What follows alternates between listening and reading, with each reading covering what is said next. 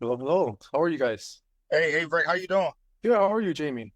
I'm good. I'm good. Look, I'm able to be on the calls now because I got everything out now, so I don't need to clean no more or nothing like that. I've been busy, or definitely on Mondays and stuff, so I can definitely be on the call now, and I'll definitely be reaching out to you more. Glad to hear. Do you hire cleaners for those buildings? Yes, yep, yeah, Congratulations. appreciate it. Then about the one contract that I reached out to you about, I found out this week. Well, I should be getting it because I have an inside connect where uh I'm gonna pay them $3,000. They will make sure that I get the contract and everything, which gonna be around 11,000 per month. It's a new medical building that just got built. It's on the high side because it's like 20,000 square foot. But I Yeah. have a friend that have a cleaning business as well, and he don't have like the workers' comp and everything that I have and stuff. So basically, when I get it, he gonna clean it. So if it's ten, like if it was gonna be 10,000, I was gonna give you six per month. I was gonna keep four. It's like kind of wild because he already gave me three contracts just like that, and he cleaned one of them for me too. So it's amazing. It's That's all amazing. from one building? 11,000 a month? Yeah, that's gonna be one building. Yeah, one building. Very, very good. 11,000 with one building? That's pretty Yeah, good. That's one a building. good contract. It's a very good contract. Yeah, definitely. Any new other buildings that you recently had? Uh, I don't think I got one that last month and a half. But right now, we at 32,000 a month, and that's just recurring contracts. Like I got ship watch jobs with my contracts and Yeah. fire washing and everything else with them. But yeah, we got 32,000 a month, like recurring right now. So that's very good. Very good. The goal is to be 80,000 a month in a year.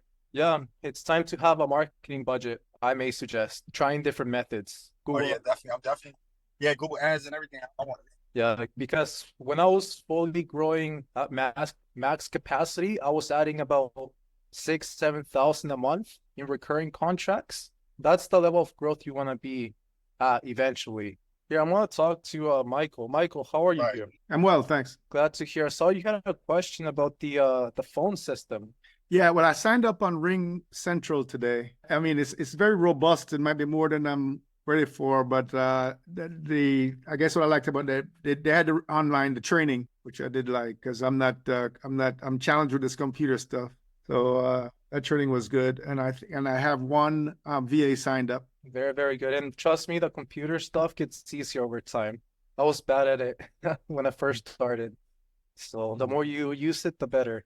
But glad to hear you got your first VA.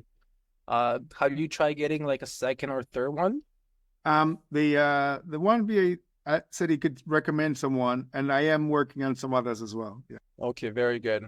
Remember, when we're reaching out to them, try to reach out to 30, 40 of them. If they're Yeah. not responding, message them again. Yeah. You know, you may have to go back and forth Yeah. and try to interview, like 10 ideally. So Okay. then you can pick the top three. Right. So if you're not getting enough interviews, just try to reach out to them again. Try to reach out to more of them. Try using different keywords. Like when we search for employees, for example, cold callers, we would use like different keywords like cold Right. calling, appointment setter, Yeah. telemarketer, telemarketing, even just like try to set up 10 interviews ideally. But yeah, the Ring Central, very simple. And in case you do have any trouble like setting it up, we can jump on a Zoom in case if you run into difficulties. But they have good customer service Mhm. on Ring Central. So I'm gonna just go over a few things, what to do once we get a contract and how to systemize it. But before I talk about that, Mike or Jamie, do you guys have any specific questions or any specific topic that I can discuss right now? Any problems in the business right now? No, I think it's really just a sales focus that really got to get on top of. So I've been spending, trying to get that going. Yeah, yeah. Get the VA set up ASAP. Yeah. And are you comfortable doing like walk-ins? Uh, yeah. Yeah. Do you have the time? Yes, I'll make the time. Yeah, I mean, if you're comfortable with it and you have the time, I always suggest to my clients try to do like 100 walk-ins a week. Mm, Or just go to like a commercial area that has like lots of units nearby, and they're right. all like offices, and try to give out your brochure, staple with your business card. Try to see if the manager's there, if you can talk to the person in charge of cleaning. Try to see if they have a cleaning company. If not, try to do a walkthrough on the spot. Yeah, there's many other ways, like the marketing, but for now, try to get the VA set up. Try to have 3 of them. Right. Try to aim for 10,000 phone calls a month. Ideally, you want to be doing 3 to 10 walkthroughs a week. Right. Ideally. But I'm just gonna quickly go over what to do once we get a contract. Okay. It's a small meeting today, so I'll try to be efficient. But basically, once we get a cleaning contract, we want to have cleaners on standby. Okay, there's a whole process to hiring cleaners, but let me just quickly go over it. So in order to get reliable cleaners, so we want to post a job post on multiple hiring platforms like Indeed Jobs, Craigslist, Facebook groups, Monster, Glassdoor. And once we post the job post, basically you want to copy paste the job listing that we have. And once we post the job post, we always want to have it up and running. We never want to take down the job post. We kind of want to build a list of cleaners in our city. So at first, our list is going to be 0, but as soon as we start getting candidates, we're going to leave that job post online at all times. So we keep getting applicants, even if we don't have contracts. So then that way we build a list of cleaners who are ready to work once we have some contracts. So we want to just copy paste the job listing, and then we want to post it on these platforms, and then we're going to get applications. And basically we just want to, if they have professional cleaning experience, like they work for a cleaning company for 1 year in the past, or maybe they're doing house cleaning, post-construction cleaning, or maybe they're a subcontractor, or maybe they work for another cleaning company. As long as they have professional cleaning experience. A lot of people, I had this situation once where I asked a cleaner, like, how many years you have experience? And they said 5 years, but 5 years of cleaning their home. So that doesn't count. Basically, whoever seems like a good fit, we want to do a phone interview. And then out of the people that seem like a good fit, we want to set up a in-person interview. We can, if we have a home office, we can do that, or we can meet them at a coffee shop, or we can do the meeting, like the interview, over Zoom. So it doesn't matter. Coffee shop, home office, or Zoom. It doesn't matter. And if they do seem like a good fit, we want to take a copy of their ID. We want to make them sign the subcontractor agreement, like the employment agreement, basically saying they have to have their workers' comp. They cannot sue us. If they fall, it's on them. They cannot sue the clients, how often we pay them. So when we do the in-person interview, and if they seem like a good fit, we're going to tell them right now, all of our contracts, we kind of want to seem like a decent company. Like, we don't want to tell them, oh, we just got started. It won't seem very professional. We want to say, basically, we currently don't have any contracts available to clean, but as soon as we get something, I'm going to send you a text with the frequency, the time, the pricing, and you either take it or, you don't take it.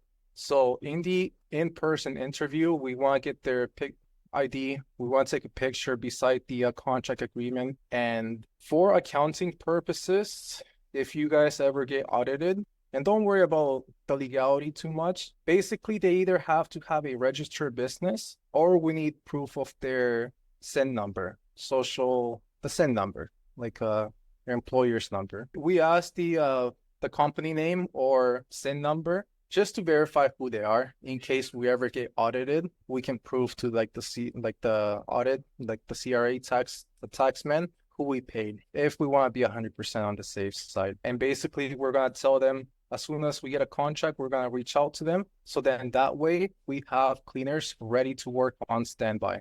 Okay, so make sure we have the job listing published at all times. Even if you're not hiring, keep it up and running. So then that way we keep getting applicants, and we basically have a list of cleaners in our city. We just have to reach out to them when we have work. So that's for hiring the cleaners. There's a lot more to it.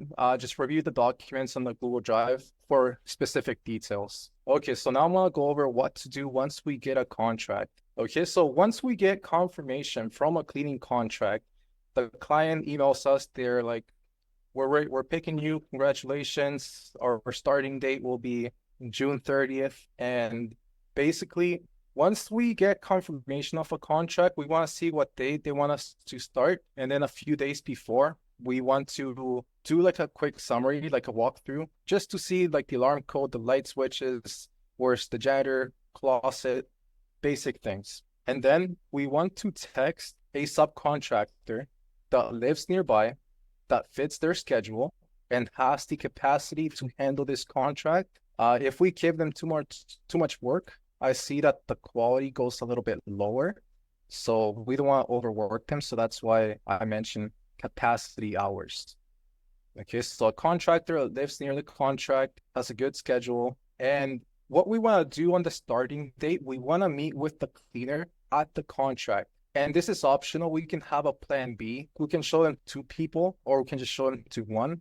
But what I like to do, so I meet with the cleaner at the contract. I show them the place. I show them the quality expectations I have, and then I let them clean. And before I show up to the contract, I would buy like the initial cleaning supplies, like the mop stick, the mop bucket, some cleaning supplies. It shouldn't be more than $500 for like the initial cleaning supplies.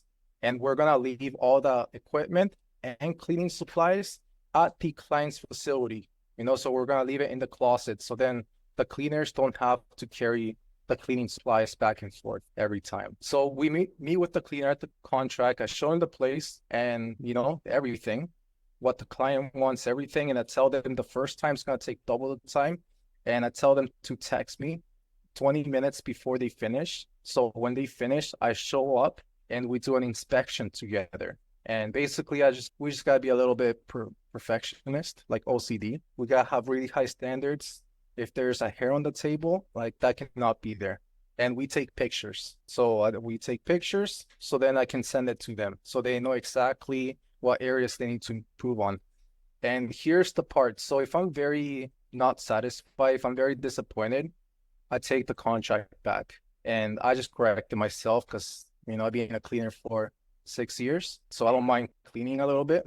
If I'm not happy, if there's a lot of corrections, I just take the keys back and I just clean it myself for the night. And then on the next visit, I do the same thing, but with another subcontractor. So this is what I like to do. It's optional, but if you want, you can have a plan B, kind of like 2 people at once if you want. But me personally, I like to show it to 1 person. And then if I'm happy, keep them. If I'm not happy, I take the keys back, and next visit, I come back with the other subcontractor. Or maybe you can just show the place to the other subcontractors at the same time. So then that way, if this one doesn't work out, this one can take over. Did I make sense with everything? Does anyone have any questions about this? Yeah, I'm gonna move to next part. Whenever we have to inspect, and if there's any errors, we always take pictures and we send it to the subcontractor. So if there's any weaknesses, if there's a backsplash that needs to be corrected, we send pictures so they can correct it. And remember, the first visit will always take double the time, and the first visit will be a deep clean. So every contract at first will seem bigger than what it actually is. Let's go over to the next step. So once we're locking, we want to make sure that we put the alarm correctly, we shut the doors. The alarm's a very important thing for the client, making sure we lock correctly. This is like the equivalent of cleaning quality. If we're not shutting down the office correctly, if we're not setting up the alarm, that can cost the contract. It's the same as quality. Like, that's how important. Making sure, we lock the doors, we set the alarm properly. Very important. Clients care a lot about like security. Once I have a good cleaner and I'm happy with them, I give them the keys, the alarm code. In case something happens with the alarm, they have the phone number of the security company. On the next day, or like the night we finished, I like to email the client to see if they have any feedback. We appreciate their feedback and yada yada, just to see if they have any complaints. And again, you want to do an inspection the next visit without the cleaner knowing. And we want to do another inspection the following week. Usually I like to have a 3 to 4 strike disappointment. If I'm disappointed 3 times, we have to take action quick. Usually if I'm disappointed once, I'm very more likely to be disappointed in the future by the same person. So You'll learn once we deal with people. So now I want to go over managing the cleaning contract. So number one, we want to pay the cleaner. This is very important for cash flow. So we like to send the invoice as soon as we start the cleaning contract. A lot of big corporations are expecting like net 30 terms. With smaller contracts, sometimes we can get paid up front or net 10, net 15.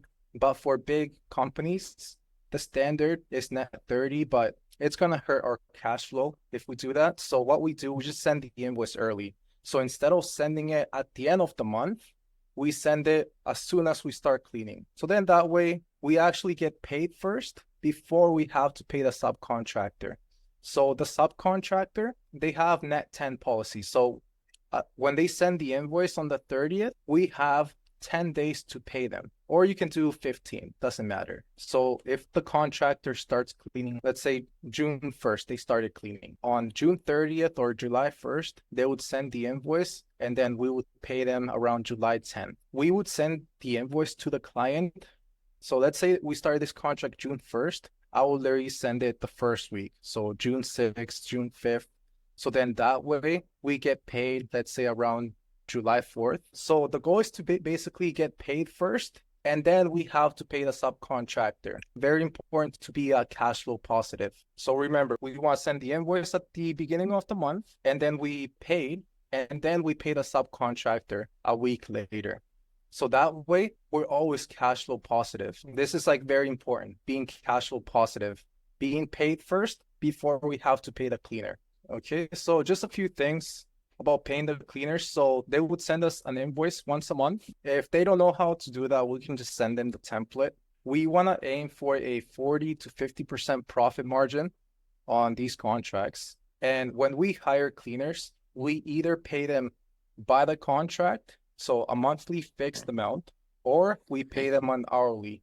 So if the contract is like post-construction, they have multiple different houses every month, and the hours are very bipolar, like the hours change a lot, then we pay them by the hour and they send us the total hours for that month and we pay them 10 days later. That's if the contract is very inconsistent with the hours.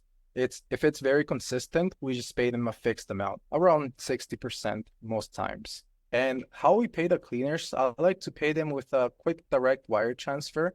Where I live, there's something called e-transfer, where they simply give me their email and I send them like a direct wire transfer. It's a lot more efficient. There's no need to pay them with checks. And by the way, when we get paid, so remember, as soon as we start cleaning, we want to send the invoice on the first week, because most bigger contracts, the standard is net 30. With medium to smaller contracts, we can get away with getting paid up front or doing net 10 or net 15, ideally. But for the net 30, send the invoice in the first week. Try to get the finances email. So whenever we get a contract, there's going to be 2 point of contacts. The person that, deals with us, the complaints, like the management, the questions, and then the other person will be the invoice, making sure we get paid. So whenever I get a contract, I like to ask them if there's an accountant or the finance, if they have an email, so we can send them the invoices directly to them. That way, in case we run into like payment problems, we don't bother the decision maker. We want to make sure that they like us. So if we're bothering them about invoicing and stuff, we just want to bother someone else, the finance department. For contracts that are under 1,000 a month, I like to get paid with a credit card or like a card. Stripe is going to take about 3%. So for contracts that are under 1,000 a month, I just tell the client to pay with a credit card, and then they save it to the invoicing software. So then it automatically charges their card every month. And if it's a bigger account, over 1,000 a month, I prefer getting paid with a direct wire transfer. It's called EFT or ACH, which is a simple direct wire transfer. Some clients are kind of old school and they're gonna stick to sending you a check. That's fine too. It's just sometimes they're late. Sometimes there's like 4 business days in order for the funds to clear. So that's why we prefer direct wire transfer. And then as soon as we get the payment, I like to go on my phone and I just like to put it on the Wave apps. I just like to put receive. As soon as I see a payment go through, I go to the Wave apps and I click on the invoice and I click I receive the invoice. That way we can always keep track of people that are behind payments. It's good to keep track. As soon as we get paid, we mark the invoice as, completed. Okay, so for complaints, I'm currently building a template that you guys can just copy paste whenever we get a complaint. But when we deal with complaints, the client's always right. Even if something's not our fault, even if we had nothing to do with it, just have good customer service.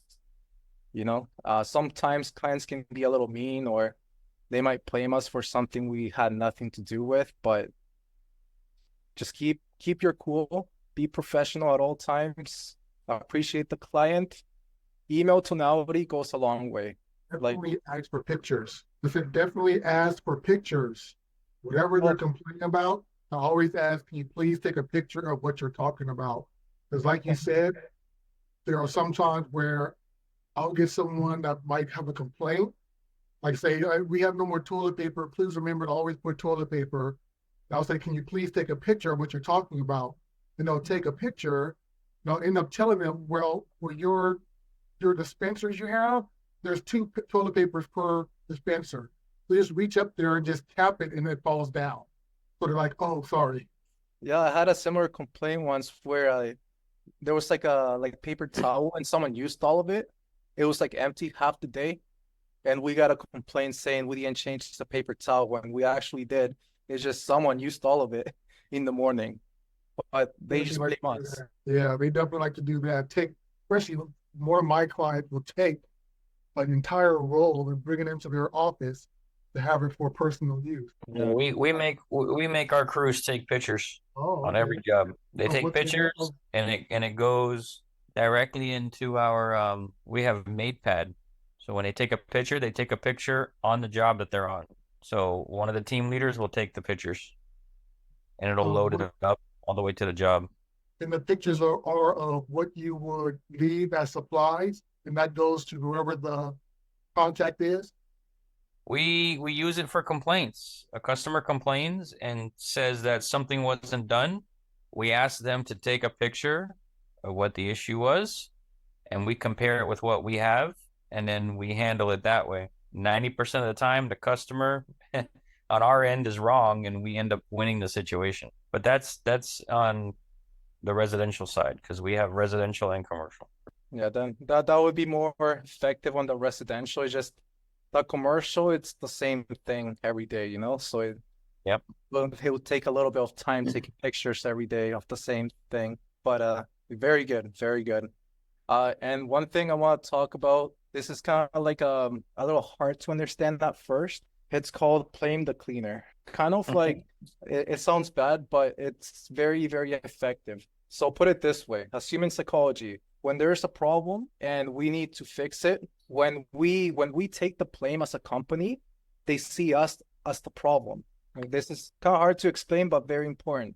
So if there's problems happening and we take the blame as a company, they see us the problem. And in order to solve that issue, they have to replace the source. So whenever there's complaints, we always kind of like blame the cleaner, and we kind of want to be on the client side. Let's say if the cleaner didn't do a good job, we'd say, can you, obviously we'll get the pictures, everything, but we want to say, that's unacceptable quality by our cleaner. It's not acceptable. If this happens again, I'm going to have to change the cleaner and put a brand new cleaner in place if this happens again. See, that way, when there's a problem, instead of them changing the cleaning company, I tell them, you're right, this is unacceptable. So we're going to fire the cleaner, and we have to make sure we put someone reliable who's going to do a good job consistently. It's kind of hard to understand, but like this tactic will keep your contracts a lot longer. When shit hits the fan, we just got to blame the cleaner. And we always got to have professional customer service. And even if the client's in the wrong, we can't go back and forth with them saying, oh, you're wrong, it's this. We just got to bend over and make sure the client's right, make sure the client's happy at all costs. Dealing with complaints in the beginning, it's a little negative, especially Mondays. Yeah, Mondays are not my favorite day. But at some point, we're gonna give this issue to the virtual assistant. We want to systemize the complaints, the customer service, the putting the fires out. We want to outsource this to a virtual assistant at some point. In the beginning, we have to do ourselves. In the beginning, we have to be a jack of all trades in the beginning. Once we get big enough and we're actually busy, that's when we can start delegating different departments in the cleaning business. Another quick little tip I want to go over here. So obviously at some point we'll have a general, like a regional manager. But once I start getting busy, like 50, 40,000 a month recurring, I like to promote a very reliable cleaner and I turn them into a part-time supervisor. So let's say if there's a big city, the north area, I'm gonna have my very good cleaners that I trust, very OCD, has very good quality and consistent. I would have them manage 5 to 14 contracts around there. So 5 to 14 depends how busy they are. So then whenever I have to fire a cleaner, show the place to a new cleaner, they're gonna train the new cleaner, show them the place. They're gonna do inspections on my behalf. So that way I don't have to do the babysitting as much. So promoting one of very reliable cleaners and making them kind of like a supervisor for a certain territory. That way we can start delegating different responsibilities to other people. And at some point, the goal is to have a machine that works for you. But that's in the future. We're still in the trenches.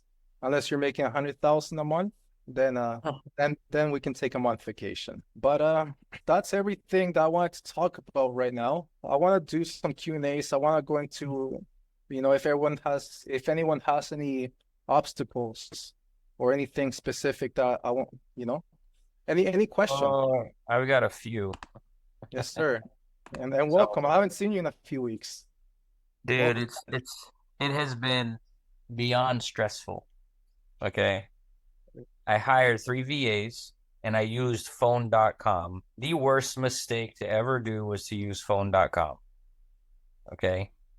So I pretty much the VAs were getting walkthroughs, but all these walkthroughs seemed to be canceling out of nowhere. I don't know what the deal was. So I essentially gave the VAs 2 weeks off and told them, I said, I'm going to redo the system and then I'll call you guys back on. I ended up using the Go High Level to do the calls, calendar. I don't recommend doing calling from High Level. Why? The credits, it's just gonna be a lot more expensive. There's credits for the calling? Well, I don't know if it's coming out of your card or my card, but doing a lot of calling from High Level, it's gonna use like a lot of credits. So for the mass outreach, we would like to use like Ring Central or something like that. Hang on, I didn't know that it was because I went on there and I thought that my card was on there for the monthly subscription. Yeah, that's the subscription, but the credits, the more SMS, the more calling we do, it would take SMS. So I don't know if that's taken out of my car or your car. But yeah, for the mass outreach, I suggest using Ring Central. And then we will use High Level for like the more important leads, like when we do follow-ups and stuff like that. Okay, so because I got 3 phone numbers on Go High Level right now. All right, I got to put them on something else then. I set up an onboarding. So when you go to the document 2.1, click on the link Ring Central, and you can set up like an onboarding call with like one of their executives. So I may suggest doing that for the mass outreach. Because the problem I was having with phone.com is I was having to make them a list every night to call, and they couldn't just click and call.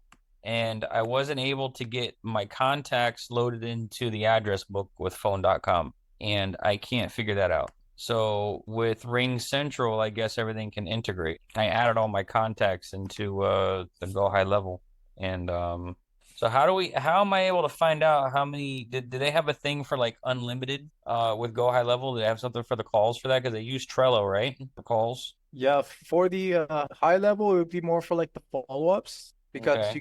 you get the pipeline like right in front of you. And then for the Okay. mass outreach, I would use the Ring Central. All right. And the other thing too, you don't have to scrape leads for them every day.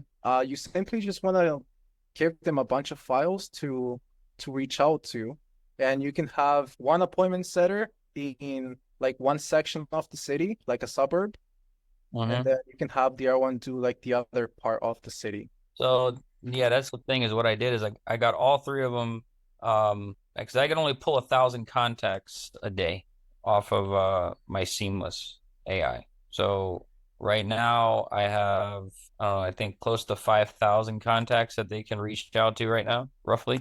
Now I got to figure out my calling again because I gotta.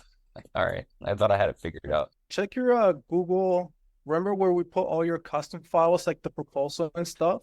Check the I leads list. We updated it, so check it I'm again. trying to find actually. Good thing I'm trying to find where all the custom files are. Where are they exactly? Check on your Trello board. Let me just check here for you.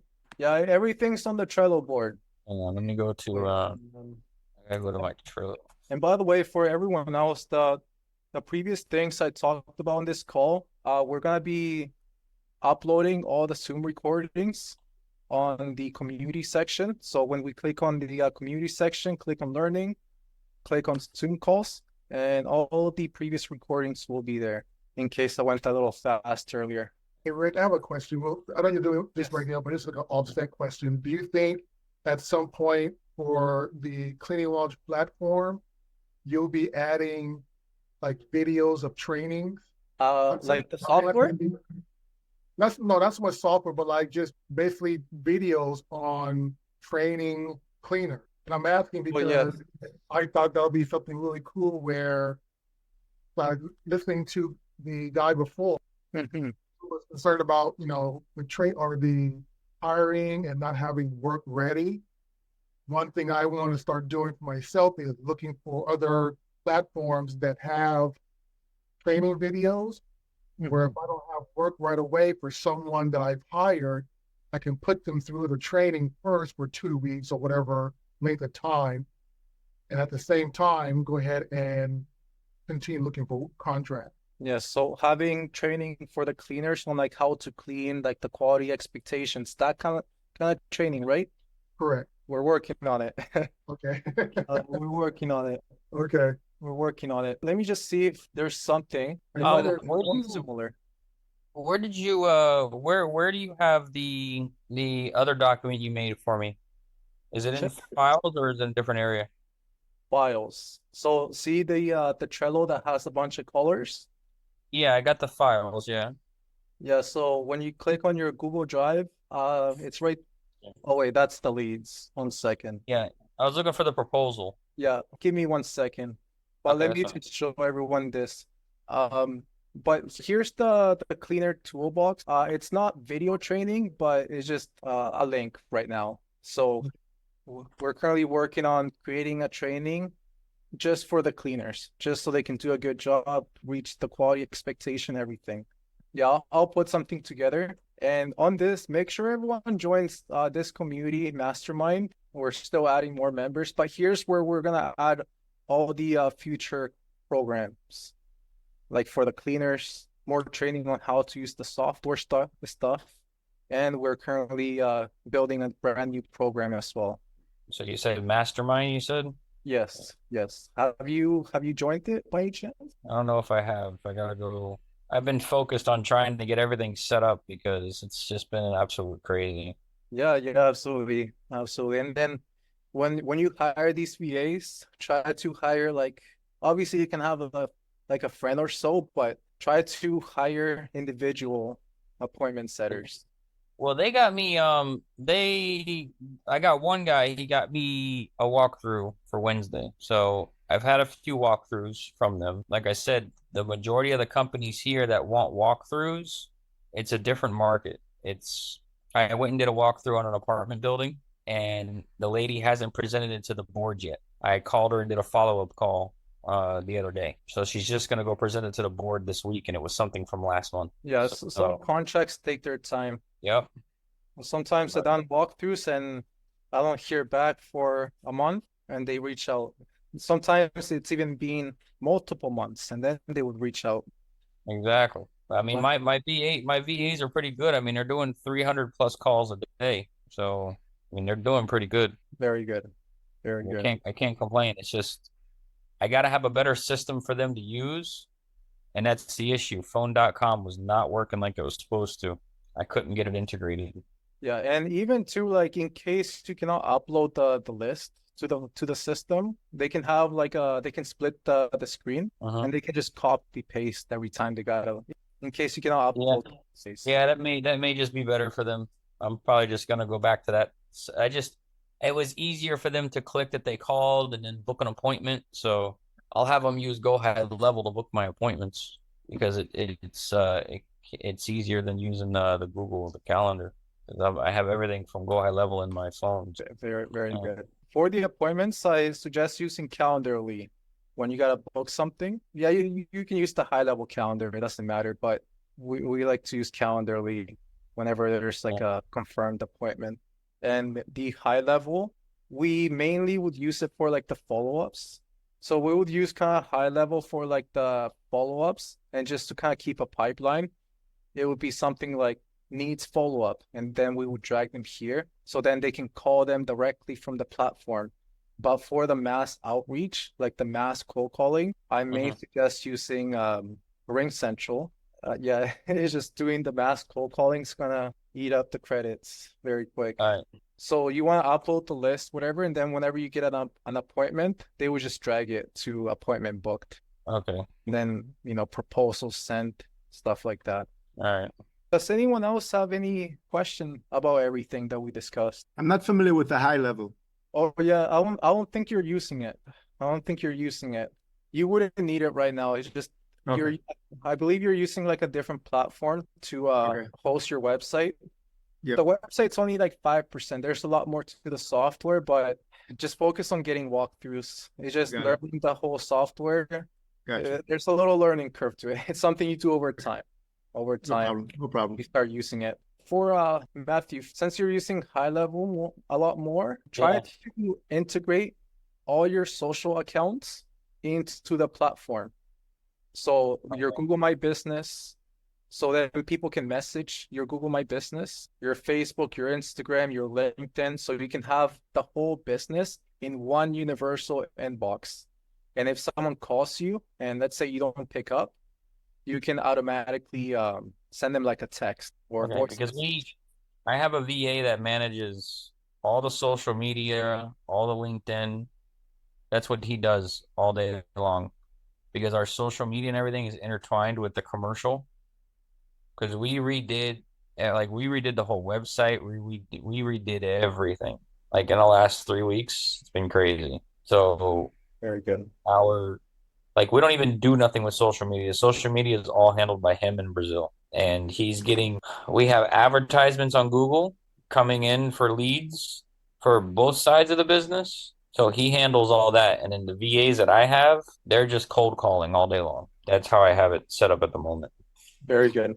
But now I gotta, How much are you spending on Google a month? my wife, oh my gosh, she last month was $3,500 for Google. Fair. For the commercial side, do you have negative keywords set up? Yeah, we gave all of that to the website designer and the Google ad designer that did it all. And they have everything set up. She spends $3,500 and probably only some of that is for commercial because she's just now getting back into the algorithm of Google. So, because it was off for about 2 to 3 weeks while they redid everything. So now everything is turning back on. Okay, and just for the Google, just make sure you have the proper filter set up, like the negative keyword. I mean, you got someone managing it, but you want to make sure that you're spending most of your money on the qualified leads. So just make sure that the negative keywords are set up for the commercial campaign. Yeah, that's what we have set up. I've done that for my mechanic business too. I've made negative keywords for that. Make sure to use the ones we have on this Yeah. doc. No, I use the ones that you have for the cleaning, but I had to make up ones for my other business. Perfect, So perfect. I use Chat GPT to figure that one out. Very good. And then a few filters I may suggest for Google for the commercial side. Filter one, try to only target computers. Because when you run ads, it would show to computers and phones. So make sure you only run ads on the computers and during office hours, so 7 a.m. to 6 p.m. Monday to Friday. And make sure that the age you're targeting people, around 25 to 60. Okay. Yeah, around there. And for the campaigns, make sure that you're creating multiple campaigns, like different budgets, different, a few different filters. And another thing, if you're a little bit more hands-on with the Google, but what I did the other time, I did this with a client the other day. So we were setting up their Google Ads, just an additional filter. Just give me 1 second, let this load up quick. We didn't just do the whole city. We only did commercial areas because he was like he only wanted to spend money only for the commercial. So the go high level, can we use that for email marketing, or does that eat up a lot of credits too? You can use it for the follow-ups. Only follow-ups, okay. Follow-ups, and make sure that you're using like a burner domain name. Don't use the main domain name you have for high level. But let me just explain this quick. But when we were running Google Ads for one of my clients in Las Vegas, see when we look at the satellite image of this city, this area is residential. So what we did like a little radius here, a little radius here, a little radius here, a little radius here, here, and right here. So then that way, only people that were located in this location, like the commercial areas, like right here, like this strip right here, we only spend money on people that were searching for our service in this location from their office, basically. That's if you want to be super targeted with the Google Ads. But yeah, Matthew, to answer the previous question, for high level, you can send email marketing for the follow-ups for like the people that are like, expecting an email. But if you want to do like mass email outreach, I suggest using like a different platform, like Apollo, if you plan on doing like a mass outreach. But it just has to be done right, because if you just send a bunch of emails using one email, you're gonna get blacklisted right away. It has to be, you gotta like warm up the list. You gotta use like multiple domains with multiple different emails. You gotta, only send like 30, 40 for the first 2 weeks to kind of like warm up the email, and then you can send more. It's a little bit more technical. Yeah. The cold email outreach. Yeah, all three of my VAs know how to do cold email outreach, and they already have burner domains. So I'm just waiting to give them the go ahead to go do it. Glad to hear. See, does any other client have any question about anything or any problems that anyone is facing in the business right now? Any setbacks recently or any pricing questions? And then, Matt, do you have any last questions? No, that's it. Everything is good. I appreciate it. It's my pleasure. But okay, everyone. So we're gonna wrap this up. Make sure everyone joins the community section. They will be on the Trello board. They'll be on the Trello board. In case anyone cannot access this, just send me a message and I'll send you the invite link. Okay. But all the courses will be here. Got it. The new ones. Okay, perfect. So that should be everything. I'm gonna wrap this up. Make sure to show up every Monday. It's a must. Everyone who shows up every Monday, we're a lot more efficient. All right, everyone. It was my pleasure. Have a good day. Take care, everyone. You too.